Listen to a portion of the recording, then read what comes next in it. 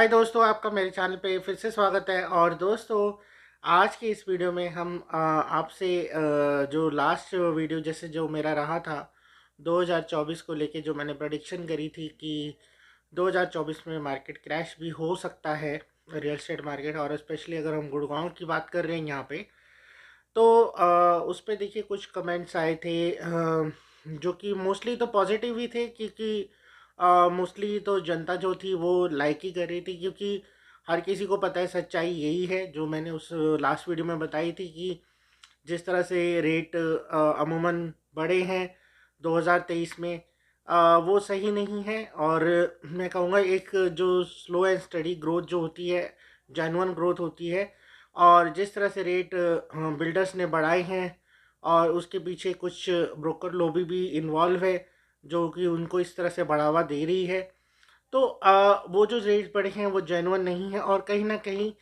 आप ऐसे बढ़े हुए रेट्स पे प्रॉपर्टी बाय कर रहे हैं, तो हो सकता है फ्यूचर में आपको लॉस भी देखने को मिल जाए।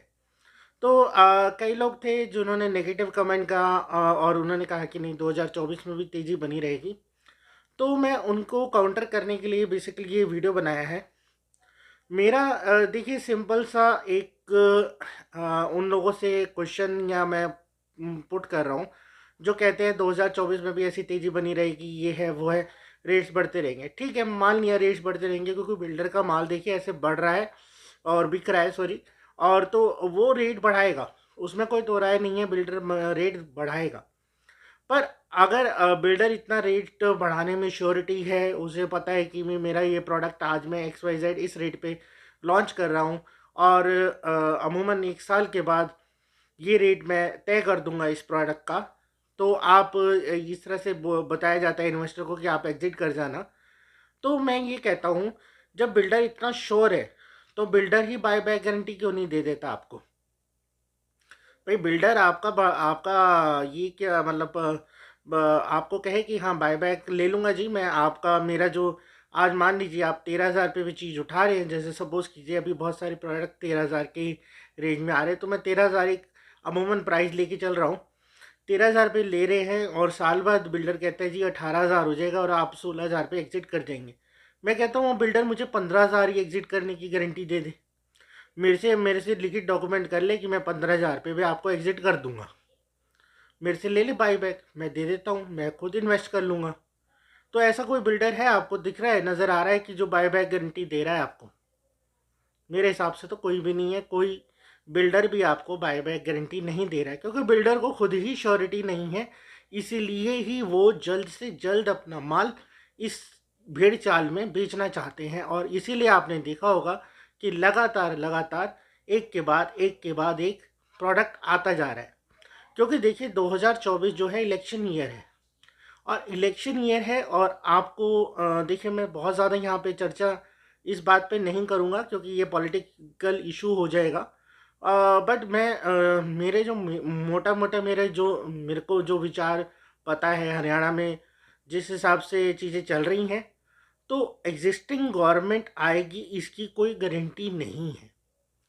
तो इसीलिए बिल्डर चाहते हैं, बिल्डर लॉबी चाहती है कि वो अपना प्रोजेक्ट या अपने अप्रूवल लेके जल्द से जल्द चीज़ें लॉन्च कर दें, क्योंकि अगर सरकार में उलटफेर होता है, देखिए सेंट्रल की बात नहीं कर रहा, सेंटर में तो बीजेपी श्योर फॉर श्योर है कि आनी आनी है, इसको मैं खुल के कह सकता हूँ, क्योंकि उनका कोई वहाँ पे विकल्प अभी नज़र नहीं आ रहा है। बट स्टेट में अगर कहीं गवर्नमेंट चेंज होती है, स्पेशली हरियाणा में, तो भी देखिए बहुत चीज़ें इश्यूज हो सकते हैं, और खासकर बिल्डर लॉबी जो कि अभी करेंट सरकार के साथ है, उन्हें काफ़ी चीज़ें इश्यूज फेस आउट करने पड़ेंगे। तो इसीलिए बिल्डर लॉबी चाहती है कि ये जल्दी से जल्दी अपने प्रोडक्ट लॉन्च करें और इस तरह से लोगों को अट्रैक्ट करें और चीज़ें निकाल दें, क्योंकि हो सकता है जब गवर्नमेंट चेंज हो जाए, अगर चेंज हो जाए, देखिए श्योरिटी तो इस चीज़ की भी नहीं है, अगर चेंज हो जाती है 1% भी अगर हम कहते हैं कि चेंज हो जाए हरियाणा में, तो हो सकता है उनके वो प्रोडक्ट ही रुक जाएं, कई चीज़ें अप्रूवल्स में अटक जाएं, और जो बिल्डर लोग करंट सरकार को सपोर्ट कर रही है, तो हो सकता है जब ऑपोजिशन पार्टी आएगी तो उसके सपोर्ट में जो बिल्डर है वो उस टाइम में खड़े हुए और जो एग्जिस्टिंग जो आज खड़े हुए अच्छे प्लेयर दिख रहे हैं वो कहीं ना कहीं दब जाए। तो इसलिए ये मार्केट में बहुत स्पेकुलेशन जो बनी हुई है और मैं कहूँगा एक असमंजस सी बनी हुई है। तो उसलिए बहुत सतर्कता पूर्वक ही 2024 में हमें निवेश करना चाहिए। और 2024 में आपको बता दूं कि हाल फिलहाल जैसे जो कि 2-1 साल 2-2.5 साल पहले दीनदयाल के अंतर्गत काफ़ी सारे प्रोजेक्ट आए थे, तो वो भी almost ready to move in हो जाएंगे। 2024 के एंड तक मोस्टली सारे हो जाएंगे। तो उसमें भी इन्वेंट्री आएगी रीसेल, वहाँ पे भी आपके पास विकल्प खुल जाएंगे जो 1 से 1.5 करोड़ की रेंज में या 2 करोड़ तक की रेंज में जो इन लोगों को आज विकल्प नहीं मिल रहे देखने को, उनको वहाँ बहुत अच्छे विकल्प मिल जाएंगे देखने को। रेडी टू मूविंग चीज़ होगी, आपके सामने होगी, आप देखिए, पसंद कीजिए और अपने हिसाब से पैसा देके शिफ्ट करें अपने घर में। तो ऐसी इन्वेंट्री की भरमार आने वाली है और मोस्टली ब्रोकर लॉबी भी इसी इन्वेंट्री का इंतज़ार कर रही है, क्योंकि देखिए मैंने जैसे बताया था, सच्चाई जो बताई थी कि मोस्टली ब्रोकर्स भी खाली हैं, उनके पास भी हमारे इस टाइम में ऐसा कोई खास काम नहीं है। खासकर स्पेशली गुड़गांव रियल एस्टेट की बात करूं, चाहे मार्केट में इस तरह से चीज़ें चल रही हैं कि भी रेट्स इतने हो गए या फलाना हो गया, ये हो गया, पर एक्चुअल में देखिए चीज़ें जो हैं वो धरातल पे ही हैं।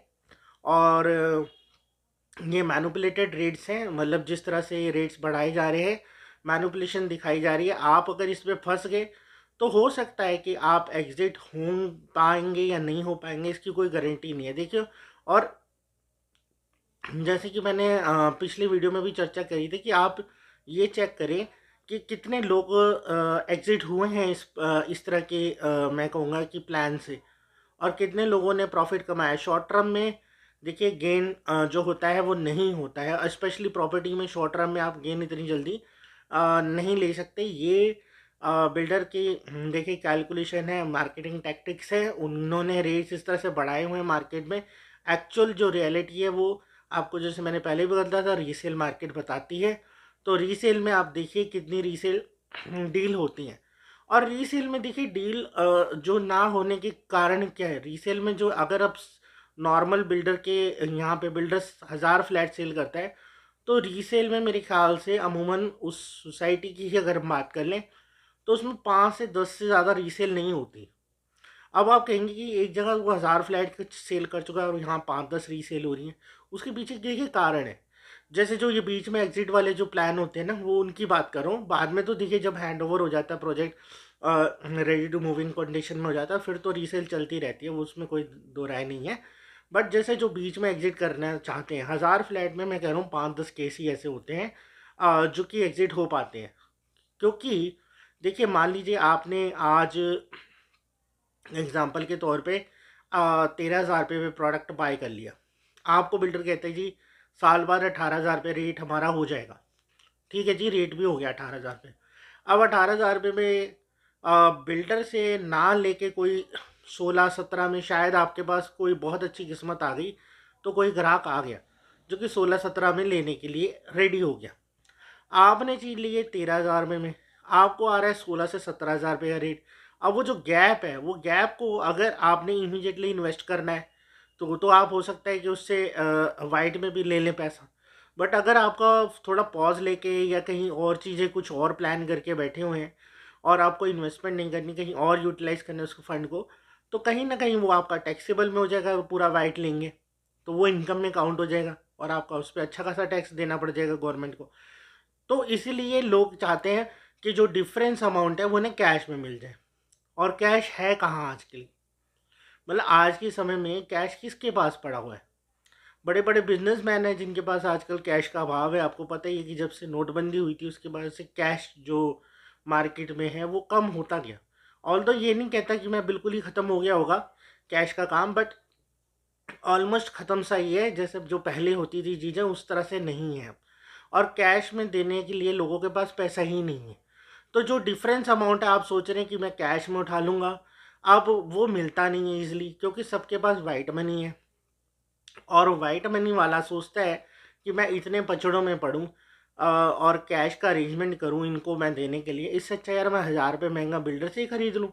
और उसमें मेरे को मतलब हो सकता है कि पेमेंट प्लान भी उस तरह से अट्रैक्टिव मिल जाए, या हो सकता है कोई अच्छे टावर में यूनिट मिल जाए, क्योंकि आजकल फेसेस में भी तो आ रहे हैं ना प्रोडक्ट। मतलब ऐसा तो है नहीं कि अभी पहले फेज़ में आपने ले लिया था तो वो टावर ख़त्म, उसमें ख़त्म हो गई चीज़ें, तो ठीक है वो बात अलग है। बट नए नए टावर आ रहे हैं, हो सकता है उनकी जो फेसिंग है या उनकी जो लुक है, मैं कहूँगा या वहाँ से मतलब जो व्यू है वो ज़्यादा बेटर हो।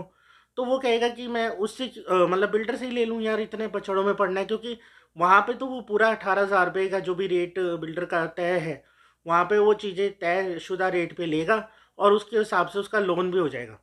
यहाँ पे आपको वो कैश कहीं ना कहीं से अरेंज कर भी ले, तो जो आपका जो प्राइसिंग है वो 13,000 रुपये के हिसाब से चीज़ ली हुई है, तो उसके हिसाब से उसको लोन होगा। तो बहुत सारी दिक्कतें आती हैं रीसेल में, इसलिए रीसेल जो होता है वो आसान नहीं होता। और स्पेशली मिड में जो एग्ज़िट करने के जो प्लान बना के बैठे हुए हैं कि भाई हम एग्ज़िट कर जाएंगे, इतना पैसा लगा लिया जी हम एग्ज़िट कर जाएंगे। यही चीज़ें देखिए, स्मार्ट वर्ल्ड में स्टार्ट हुई थी उस टाइम में, M3M ने ये वाला चीज़ें स्टार्ट करी थी भी, इतना परसेंट दो और एग्ज़िट कर जाओ, तो कितने लोग एग्ज़िट कर गए हैं और कितने लोगों ने बहुत अच्छा प्रॉफिट कमा लिया है। आप इसी चीज़ों को देखिए, एनालाइज करें। मैं अब इसमें बहुत ज़्यादा नहीं पढ़ना चाहता।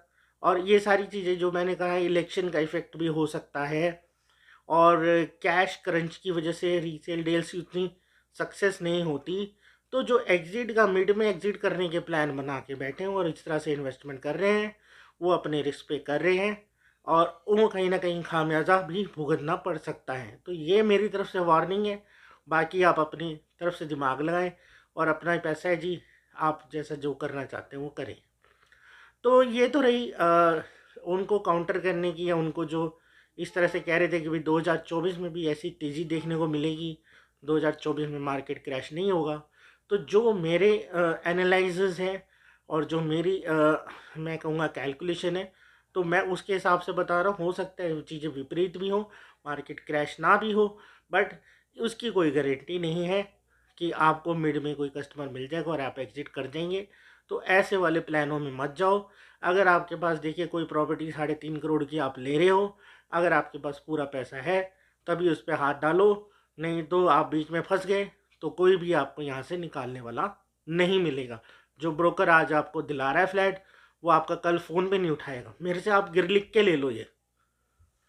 तो ये चीज़ें तो रही जो स्पेशली आजकल के जो मार्केट ट्रेंड है, और 2024 में क्या प्रेडिक्शन है और कैसी चीज़ें हो सकती हैं। और बाकी जैसे मैंने आपको हाल फिलहाल बीच में ही वीडियो की चर्चा भी करी कि बहुत सारी inventory ready to move in हो रही है, जो कि 1 से 1.5 करोड़ 2 करोड़ की रेंज में है।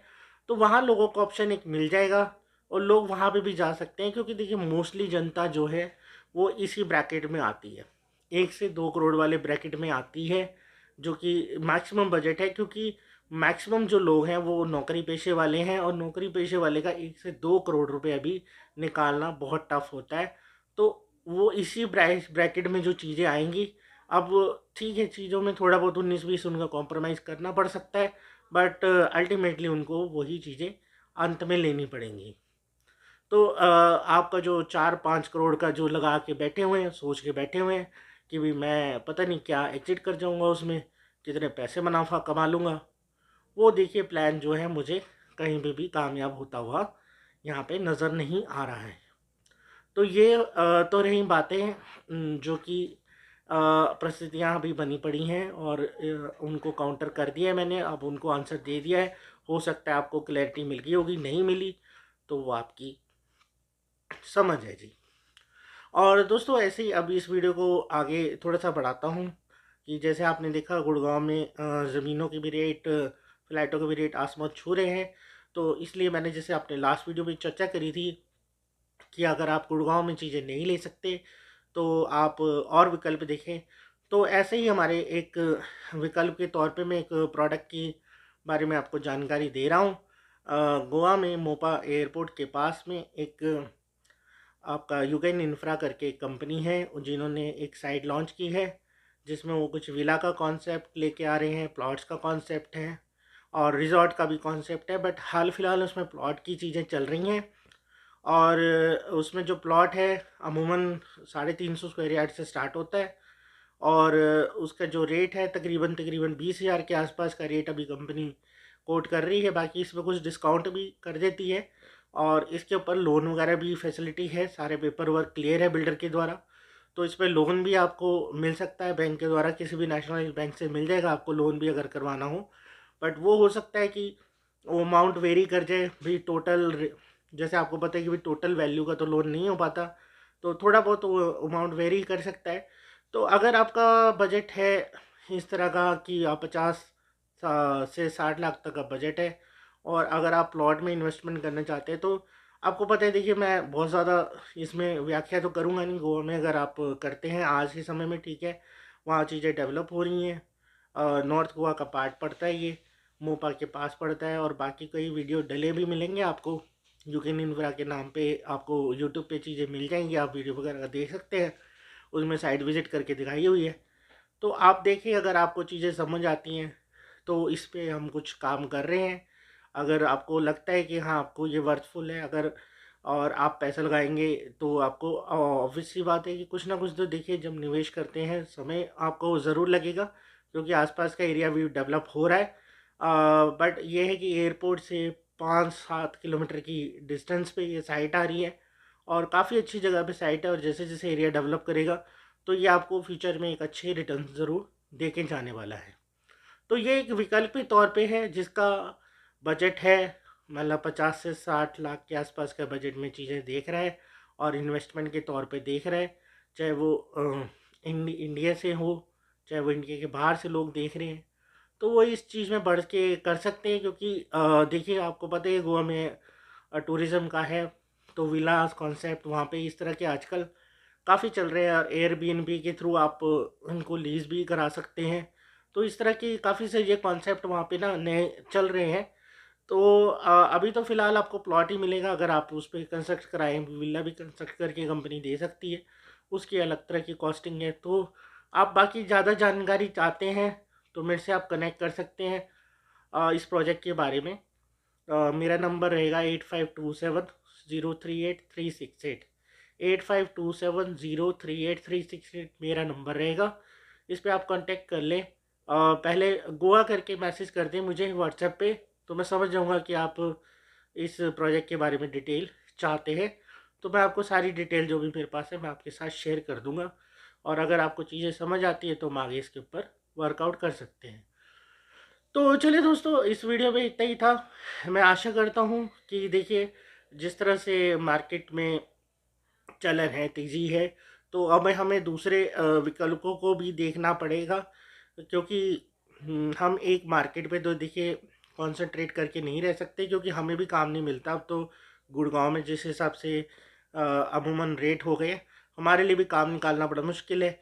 तो इसलिए मोस्टली आप देखेंगे कि आने वाले जो समय है वो ब्रोकर लॉबी जो है, अगर इसी तरह से ये ट्रेंड रहा गुड़गांव में, तो यहाँ से एग्जिट मारती हुई कहीं ना कहीं दूसरे विकल्पों को एक्सप्लोर करेगी। तो उसके तहत ही हमने ये गोवा वाला ऑप्शन भी एक्सप्लोर किया आप लोगों के लिए। तो आप लोग इससे जुड़े, हमसे जानकारी लें। अगर आपको चीज़ें पसंद आएंगी इसमें, तो ज़रूर हम आगे इसमें आपको निवेश करने में मदद करेंगे। तो दोस्तों, इस वीडियो में इतना ही था। मैं आशा करता हूँ आपको ये वीडियो पसंद आया होगा। और दोस्तों, अब इस वीडियो को यहीं पे हम अब बंद भी कर देते हैं। और अब आपको जल्द मिलेंगे इसी तरह के इन्फॉर्मेटिव और नॉलेजेबल वीडियो के साथ। तब तक के लिए दोस्तों, bye bye and take care.